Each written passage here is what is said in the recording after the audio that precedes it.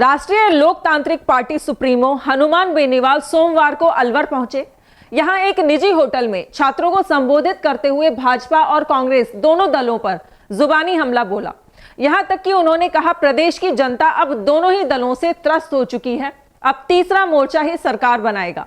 वहीं उन्होंने कांग्रेस के दिग्गज नेता ज्योति मिर्धा के कांग्रेस में शामिल होने पर कहा कि वह उन्हें एक बार हरा चुके हैं, उनसे कोई फर्क नहीं पड़ेगा। हनुमान बेनीवाल ने ऐलान किया है कि इस बार वह प्रदेश की सभी 200 विधानसभा सीटों पर उनकी पार्टी चुनाव लड़ेगी और इस बार उनकी पार्टी की सरकार बनेगी। उन्होंने कहा, प्रदेश में कांग्रेस और भाजपा की मिलीजुली सरकार है। प्रदेश में छात्र संघ चुनाव पर रोक लगाना लोकतंत्र की हत्या है। इस पर भाजपा के भी किसी नेता ने कोई बयान तक नहीं दिया। उन्होंने कहा, छात्र संघ चुनावों की मांग पर 14 सितंबर को जयपुर में एक महारैली करेंगे। वहीं कांग्रेस से बीजेपी में शामिल हुई ज्योति मिर्धा पर हनुमान बेनीवाल ने कहा कि उन पर उससे कोई फर्क नहीं पड़ने वाला, वह पहले भी उन्हें हरा चुके हैं। मोती डूंगरी स्थित स्वरूप विलास होटल में कार्यक्रम में हनुमान बेनीवाल के पहुंचने पर छात्रों ने गर्मजोशी से बेनीवाल का स्वागत किया। इस दौरान छात्र नेता संदीप ओला, हर्ष छिकारा, मोहित यादव, विनोद बुंदली, महेश चौधरी, हरफूल चौधरी आदि ने भी सभा को संबोधित किया। इसके बाद हनुमान बेनीवाल यहां से भरतपुर के लिए रवाना हो गए। उनको मैंने 2 बार हराया था और जीता भी मैंने था।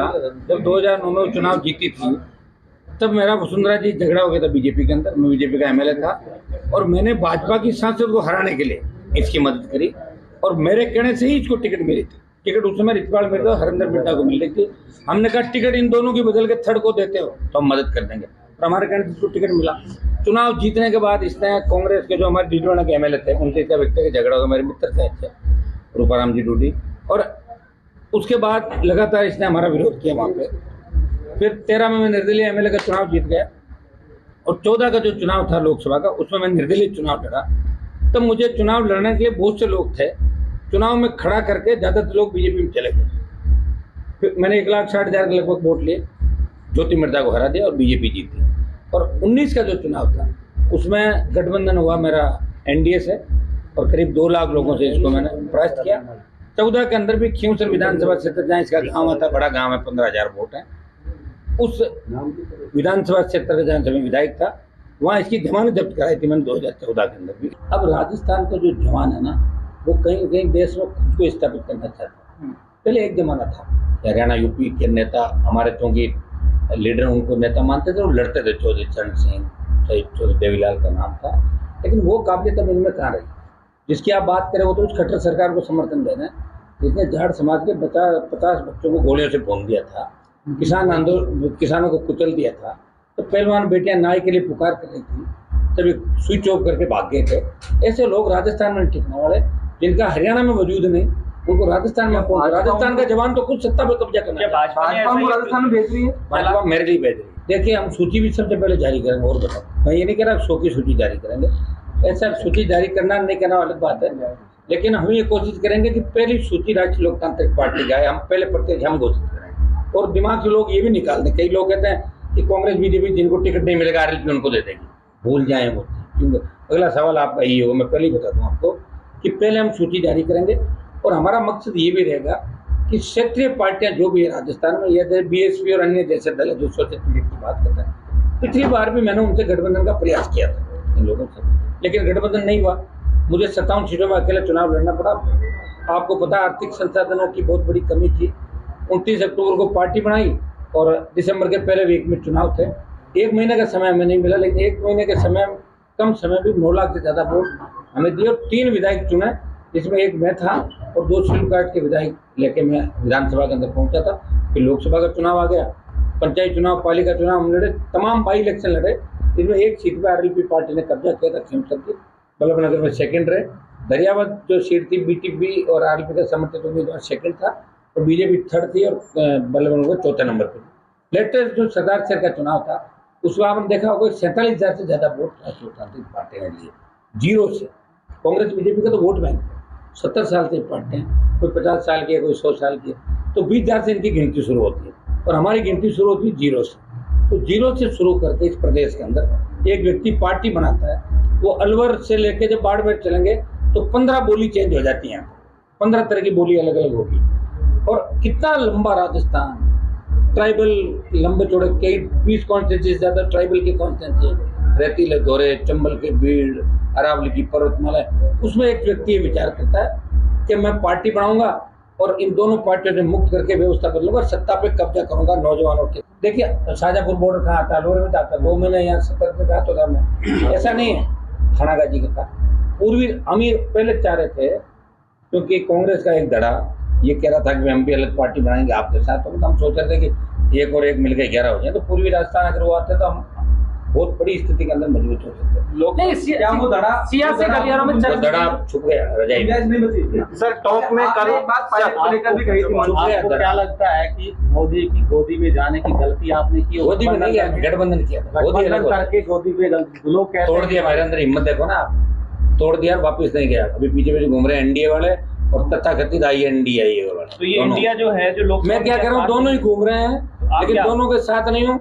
लोकसभा के अंदर जब विरोध करना होता है तो बीजेपी का करता हूँ, लेकिन उनके साथ खड़ा नहीं, मतलब अपनी सीट से विरोध करता हूँ। अलग एक बड़ा सवाल है, क्योंकि आप बनाओगे बड़ी हुंकार रैली कर रहे हैं छात्र हितों के लिए, किसान और जवान के लिए। 1 लाख से आप बताना चाह रहे हैं कि हम सरकार को झुकाएंगे, किस तरह ये पूरा रोड मैप रहेगा आपका? अब रोड मैप तो आपने बता दिया ना, जहाँ जहाँ यूनिवर्सिटी है वहाँ मैं जा रहा हूँ सब जगह, अलवर में, भरतपुर में, कोटा में, उदयपुर के अंदर, जोधपुर, अजमेर, बीकानेर, सीकर और फिर जयपुर। और छात्र संघ चुनाव बहाल करने के साथ साथ हम चाहेंगे कि युवाओं के जो वादे कांग्रेस पार्टी ने किए, बीजेपी ने किए, केंद्र में कितने पद खाली है, यहाँ पे कितने पद खाली है, संविदा कर्मी रोज हड़ताल पर बैठ रहते हैं, और पेपर लीक की जो घटना हो रही, बेरोजगार में छलावा हो रहा है, ये सब न्याय दो, ये हमारे प्रमुख मुद्दा है। छात्र संघ सबसे आपने मंच से कहा कि शरणम गच्छामि, तो क्या ये डॉक्टर त्योड़ीलाल मीणा कुछ मैसेज अरे है? 15 हो गए, सुनो, एक नहीं 15 जने चले गए, वो आपके साथ 15 लोग थे मेरे साथ। कांग्रेस के घड़े की बात कर रहे थे कि ये इशारा आपका सचिन पायलट की तरफ तो नहीं था? क्योंकि उस समय, जिस समय की आप बात कर रहे हैं, उस समय सचिन पायलट कांग्रेस से अलग थलग चल रहे थे। सचिन पायलट की मैंने 2 बार मदद की। एक बार जब वो चुन के आए थे, उनके पास एक विधायक नहीं था जो एक पायलट को CM बनाओ, वो 3 विधायक मेरे ही थे। मैंने कहा अगर पायलट को CM बनाते हो तो राष्ट्रीय लोकतांत्रिक पार्टी कांग्रेस को सपोर्ट करती है, नंबर 1। नंबर 2, जब सरकार गिर रही थी तब मेरे 3 विधायक मानेसर नहीं थे, वो बीजेपी के साथ 72+3 के अंदर वो वेट कर रहे थे कि किस तरह पायलट को CM बनाए। 2 बार मदद मैंने कर दी। अच्छा बेनीवाल जी, लेकिन वो लड़ नहीं पाए और वो थक गए। हाँ बताएं। उन्होंने कहा कि मेरे जो छालों की कसम खाई थी, तो अब क्या हुआ, रात की बात गई तो अब वो छालों की कसम बड़ा पूछो ना, ये मुझे क्यों पूछो? अच्छा बेनीवाल, मुझे तो एक ही बात पूछो कि मेरे छालों की कसम। मुझे याद है वसुंधरा को भगाया, गहलोत के बेटे को हराया, तीसरी ताकत की बात करी, पार्टी बनाई, तीसरी ताकत के रूप में ठीक किया। जब अकेला पड़ गया दिल्ली में तो भी ERCP का मामला उठाया, अग्निपथ उठाया, किसान बिलों पे सड़क पर आया, बढ़ती महंगाई, पेट्रोल डीजल से लेकर तमाम उन जगहों पे जहाँ मेरी आवश्यकता पड़ी, देश में, राजस्थान को आगे वहाँ, और स्टेट में पड़ी जो मेरे पार्टी के 3 विधायक, सड़क से लेकर सदन तक अगर कोई संघर्ष करा वो RLP करिए, और नागौर सांसद करा उसके 3 विधायक। अगर पायलट अगली बार CM बनते हैं, अगली कौन सी बात है? 2023 में। अभी देखो 23 नहीं, उनकी तो 20-25 साल की तो गई। देखो मैं आपको बता, ऐसे 23 को की बात है कि CM बन जाए, वोट डालती कहाँ से बनेंगे बताओ, कौन सी पार्टी से? उनके कहने से 5 टिकट नहीं मिलेगी, कहाँ से बन जाएगी? क्या लग रहा है भाजपा की सरकार बन रही है राजस्थान में? राजस्थान में सरकार बन रही है तीसरे मोर्चे की, और कोई बड़ी बात नहीं। पिछली बार जो 80 लाख वोट आए थे, कांग्रेस के 39, बीजेपी के 36 और 80 लाख हम सबको मिले थे। आप ये जोड़ लें कि जो मेरा 9 लाख वोट था वो कहाँ पे जाएगा राजस्थान में? वो 57 थी, अगली बार 150-200। आप मेरी तीसरे मोर्चे कितने 60 से लेकर 80 लाख जो नौजवान मतदाता नया जुड़ा, पहली बार वोट डालेगा, वो वोट डालेगा दोनों पार्टियों के खिलाफ, भ्रष्टाचार के खिलाफ। ये बेमुक्त राजस्थान हो, ये जो रोज देख रहा है, अखबार पढ़ रहा है, टेलीविजन देख रहा है या सोशल मीडिया देख रहा है कि ये कौन सा राजस्थान आ गया, या कांग्रेस बीजेपी मिलकर खेल रहे हैं, तो वो वोट डालेगा। 80% हम लोगों को डालेंगे। योजनाओं में वोट मिलेगा। देखिए मैं आपको बता दूं, मैं पूरे राजस्थान में घूम रहा हूँ, चुनाव करीब राजस्थान हर कोने में लड़ा। 18 में भी कोटपुतली के अंदर आपके 30,000 वोट मेरी पार्टी RLP पार्टी का आए थे, और आपके यहाँ पे जो कठुमर सीट अलवर की 10,000+ वोट हमारे यहाँ भी आए थे। नदवई के अंदर भी 7,000 के लगभग, ऐसा नहीं वोट हमने। लेकिन मध्य प्रदेश सरकार रिपीट होने की बात कर रही है। आप योजना में क्या बीजेपी के लिए कह रहे हैं? वो रिपीट हो जाएगी, मतलब 13 में जैसे रिपीट हुई, कांग्रेस जब मुफ्त दवाई बांटी थी तो रिपीट हो गई ना, 21 में आ गई थी, रिपीट हो जाएगी। मतलब 13 में रिपीट हुई, वैसे 23 में चली जाएगी, और बीजेपी सत्ता से दूर रहेगी। मतलब तीसरा मोर्चा सत्ता के अंदर आएगा, ये तय है। तो 80 लाख वोट है, वो 1.5 करोड़ से ज्यादा होगा। हमारी बहन बेटियां 12 बजे सुरक्षित बाहर विचरण के, ऐसा लगे कि वो हमारे घर के अंदर घूम रहे। नंबर 1, अपराध घटे, नौजवानों को रोजगार मिले। ये जो पेपर लीक और ये घटनाएं हो रही है, भर्तियां समय पे हो, किसान खुशहाल रहे और शांति रहे, कर्ज मुक्त किसान हो। ये टोल हटे, टोल नाके, किस बात के टोल ले रहे हो? पेट्रोल डीजल के भी बड़े पैसे ले रहे हो, टोल भी ले रहे हो। तो राजस्थान के अंदर मजबूत सशक्त लोकायुक्त जिसको लेके आरएलपी का गठन हुआ, हम उसी मुद्दों पर चुनाव लड़ रहे हैं।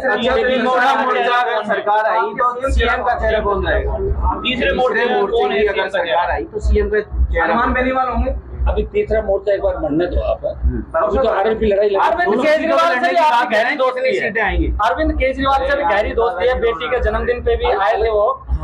अब क्या हनुमान, पहले ये बताओ, क्या बेटी के जन्मदिन पर आप जैसे मेरे यहाँ आए हो? मेरी पार्टी के थोड़े खबर लेना, जन्मदिन पे अलग होता है, शादी में जाना अलग होता है, और गठबंधन और पार्टी का वो अलग होता है। सामाजिक रीति में तो दोस्ती यारी के अंदर सब लोग जाते हैं। शिवसेना की एंट्री हुई है, राजनीति बुढ़ाना क्यों नहीं कर लिया? वो आपको पता है बीजेपी नहीं करवाया, क्योंकि जो लाल डायरी के अगले पेज थे ना, उसमें सारे भाजपा नेता थे। तो ये नहीं चाहते थे कि कहीं बीजेपी ज्वाइन कराए, बाद में हमारी पोल खुले। तो शिवसेना में एंटर करा दी, बदनामी हो, शिवसेना की जीत वैसे ही नहीं, और एक सीट छोड़ देंगे शिवसेना ने बीजेपी वाले, खाली छोड़ देंगे। ये एंट्री हुई है।